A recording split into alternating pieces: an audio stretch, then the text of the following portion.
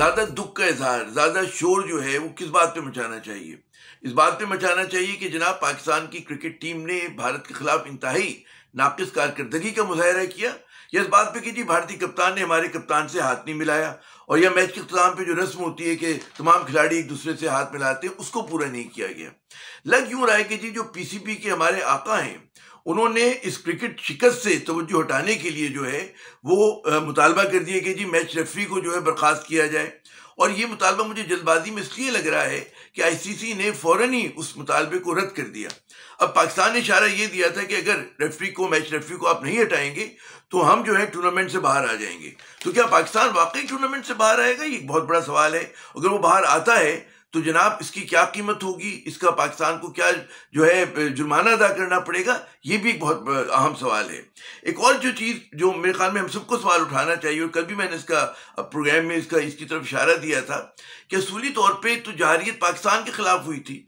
रात की तारीकी में भारत ने पाकिस्तान पे हमला किया था, तो नाराज होने को, रूठने का हक तो हमारा था।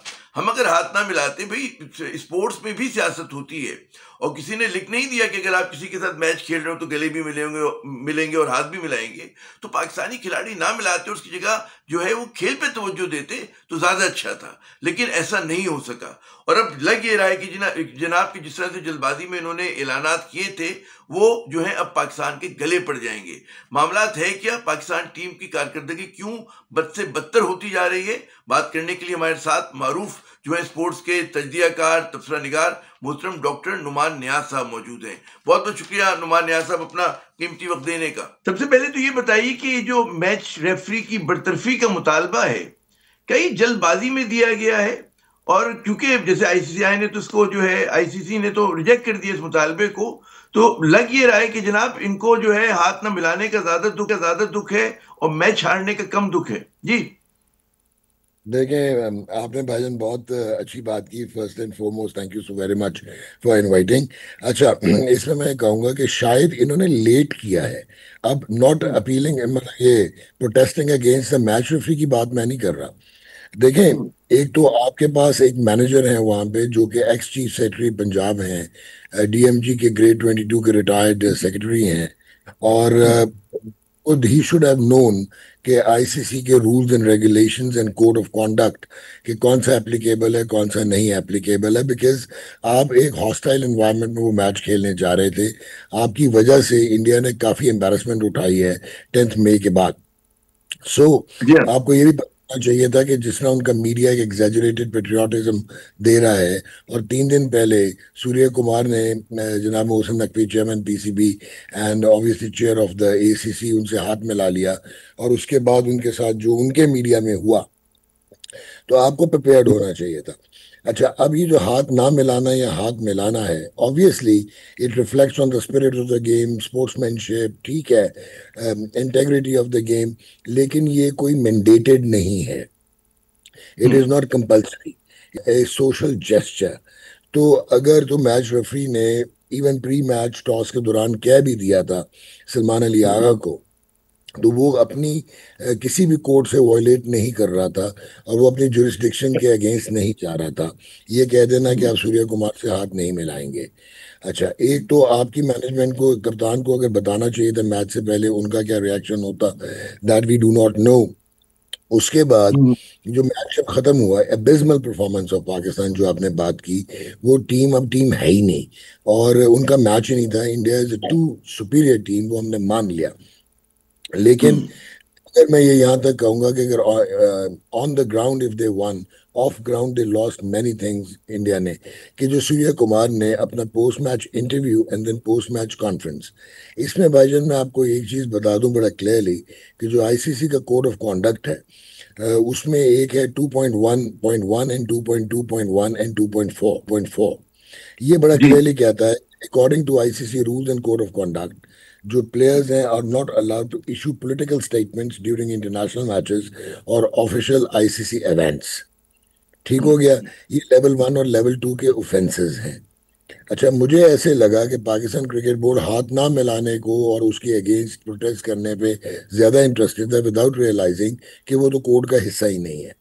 अच्छा, अब इसमें आप कर सकते हैं ये सारा कुछ, अगर आईसीसी का अप्रूवल आपके पास हो और आपके बोर्ड का अप्रूवल हो, तो क्या पाकिस्तान क्रिकेट बोर्ड को ये पता था कि सूर्य कुमार ने ये अप्रूवल नहीं लिया या लिया है? सो अगर आपने प्रोटेस्ट करना था तो आपकी डॉक्यूमेंटेशन पूरी लीगल फ्रेमवर्क के साथ पूरी होनी चाहिए। अच्छा, अब आप आते हैं पब्लिक क्रिटिसिज्म और इनअप्रोप्रिएट कमेंट्स। ये भी मना है, तंबी है कि प्लेयर्स ये नहीं करेंगे, मैच ऑफिशियल्स ये नहीं करेंगे, मैनेजमेंट ये नहीं करेगा। ये भी हो गया।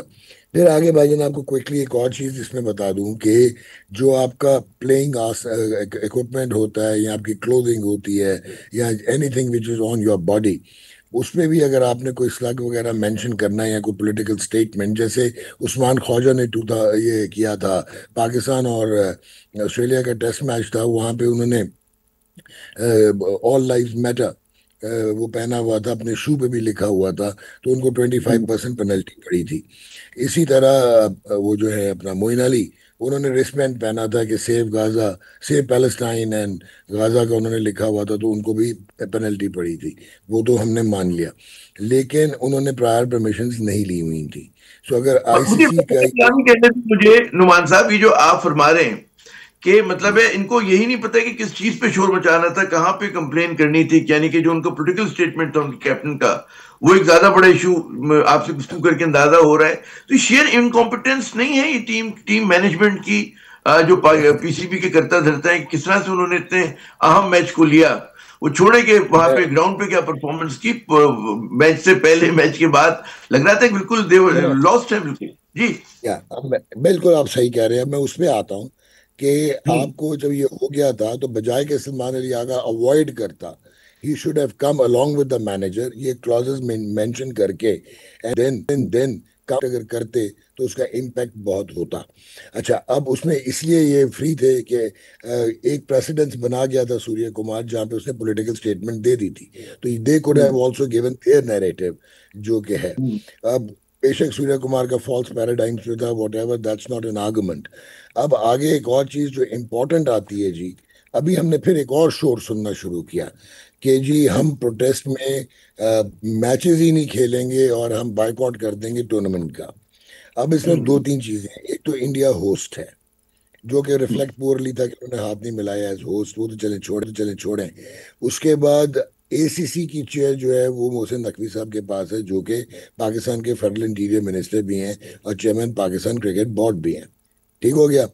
अच्छा, अब जो एक इंटरेस्टिंग एस्पेक्ट आता है वो ये है कि क्या इन्होंने इस पे भी होमवर्क किया है कि अगर आप mid way through the tournament अगर आप बायकॉट करते हैं और आप नहीं खेलते, तो इसकी बहुत बहुत सीरियस रिpercussions हैं। एक तो फाइनेंशियल कोलैटरल्स हैं जो 12 से 16 मिलियन डॉलर के हो सकते हैं। फिर एक आर्टिकल हम्म। 53(3)(a है, जो कि आपको बताता है कि आपने एक्चुअली कैसे इसके ऊपर जाना है। सीरियस पेनल्टीज हैं और सैंक्शंस हैं। अच्छा, आपको मैं ये भी बता दूं आपके नाजरीन को कि ये इतना सीरियस ब्रीच कंसिडर किया जाता है कि आपने membership obligations under the ICC या एसीसी पूरी नहीं की, fines millions of US dollars, suspension from future tournaments, उसके बाद suspension from ICC full membership, उसके बाद 4 फीचर ऑफ मैचेस और पॉइंट्स आपके जाते हैं जो कि इंटेग्रिटी ऑफ द टूर्नामेंट को हर्ट करते हैं, और रिडक्शन ऑफ योर आईसीसी जो ट्रांश आती है, जो आपको उनकी तरफ से पैसे आते हैं, वो रिडक्शन हो सकते हैं, ऑफिशियल सेंश्योर हो सकता है, डिसिप्लिनरी एक्शन हो सकता है। अभी जो हम कह रहे हैं, अगर हम ये मैचेस नहीं खेलते, are we ready for these damages and these मुझे ये रिपरकशंस? बताइए, ये चीजें मतलब है कि आप जैसे स्पोर्ट्स एक्सपर्ट को पता है, और जाहिर है कि हमारे पीसीबी के भी लोगों को पता होंगी, तो इस तरह के मतलब है रैश किस्म के स्टेटमेंट देना, नी जर्क रिएक्शन देना, हाथ ना मिलाने को इशू बनाना, जो कि मतलब है आप दरगुजर कर सकते थे, तो ये तो बड़ा मतलब है कि मुस्तकबिल से खेल रहे हैं हमारे पूरे क्रिकेट के। Exactly exactly.